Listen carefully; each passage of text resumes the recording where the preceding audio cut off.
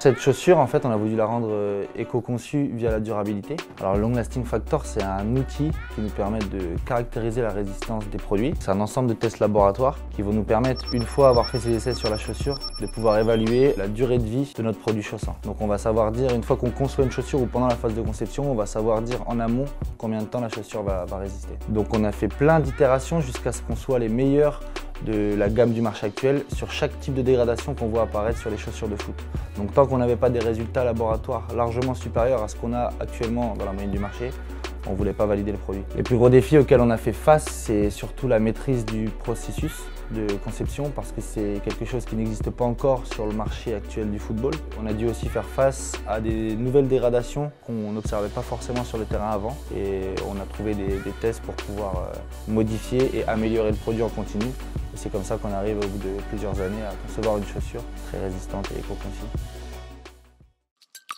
Alors le kayak 100, il est éco-design pour deux raisons principales. La première, c'est qu'on a changé le composant. D'un composant textile classique, on est passé à un composant en dye. Ça permet d'économiser de l'eau, d'économiser de l'énergie. Ça permet de réduire l'impact CO2 entre 15% et 20%.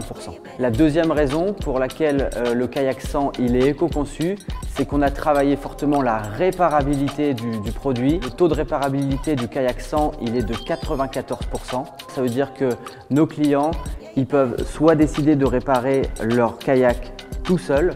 On met à leur disposition l'ensemble des pièces SAV et on a mis en place des vidéos tutoriels qui leur permettent de réparer très simplement leur kayak 100. La deuxième chose, c'est qu'ils peuvent passer par notre réseau d'ateliers où des techniciens sont formés pour la réparation de nos kayaks. Les ateliers sont partout dans le monde, ils sont directement associés au magasin Decathlon. En 2026, on imagine que 100% des produits Itiwit seront réparables et qu'on réparera 100% des produits qui nous seront retournés.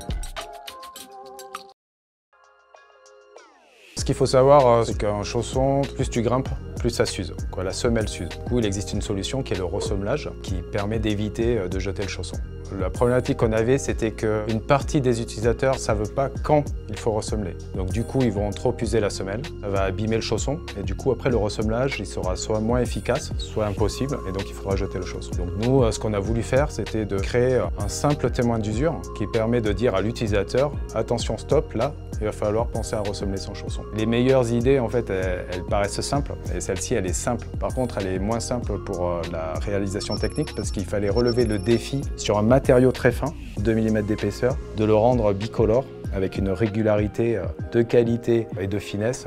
On est les seuls dans le milieu de l'escalade à le faire. Par contre, ce n'était pas suffisant. Il fallait s'assurer que ce soit simple aussi pour les gens d'aller ressemeler. Et là, on a été confronté à une deuxième problématique, c'est qu'il existe peu de ressembleurs, encore moins de ressembleurs spécialistes de l'escalade. Et donc du coup, on avait beau dire aux gens « Ok, maintenant il faut que tu ailles ressemeler », si on n'avait pas une offre de ressemelage en face, on perdait le match. C'est pour ça qu'on a créé un service de ressemelage chez Decathlon. Ils ont juste à déposer le chausson et puis nous, on s'occupe du ressemelage.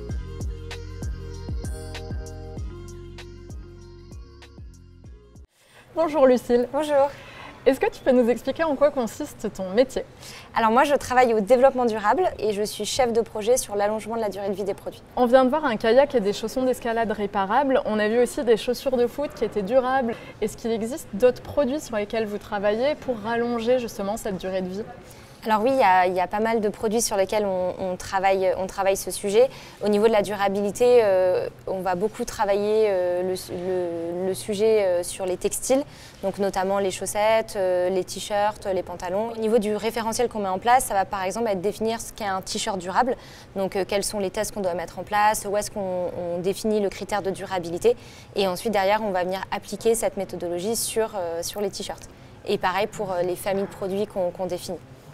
Et sur la réparabilité, on a beaucoup travaillé sur les tapis de course, les trottinettes, les kayaks, les paddles, etc. Et pareil, il y a plein de produits sur lesquels on peut travailler la réparabilité. Et un textile réparable, ça donne quoi ou ça donnera quoi? Alors c'est possible d'appliquer des solutions de réparation sur des textiles. L'idée c'est d'essayer de faire le maximum de choses pour allonger la durée de vie du produit. Donc par exemple sur les textiles réparables, il y a des projets en cours sur pouvoir réparer le zip ou la couture, etc. Il y a des choses qui peuvent être mises en place sur les textiles aussi.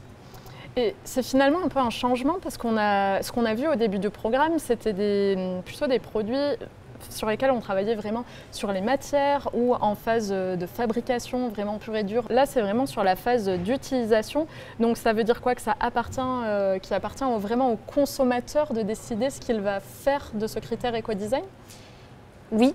Non mais oui, potentiellement. Après nous, c'est à nous aussi d'accompagner pour proposer les solutions de réparation les plus accessibles, des démarches de seconde main sur les produits, etc. Donc sur l'utilisation, on va plutôt travailler sur l'allongement de la durée de vie des produits. Et est-ce que toi, tu as un idéal par rapport à ce curseur vraiment de durabilité, réparabilité? Est-ce que c'est imaginable que tous les produits soient réparables un jour Alors l'objectif, c'est pas que tous les produits soient réparables. L'objectif, c'est quand on conçoit un produit, c'est de réfléchir à la meilleure manière possible pour diminuer l'impact.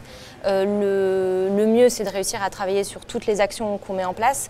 Et après, derrière, on place le curseur en disant bon, bah, ce produit, en fonction de comment je souhaite le vendre, je vais le rendre plus ou moins durable ou plus ou moins réparable, je vais le rendre recyclable, etc. On va en parler justement juste après de la recyclabilité. Merci beaucoup, Lucille. Bah, merci.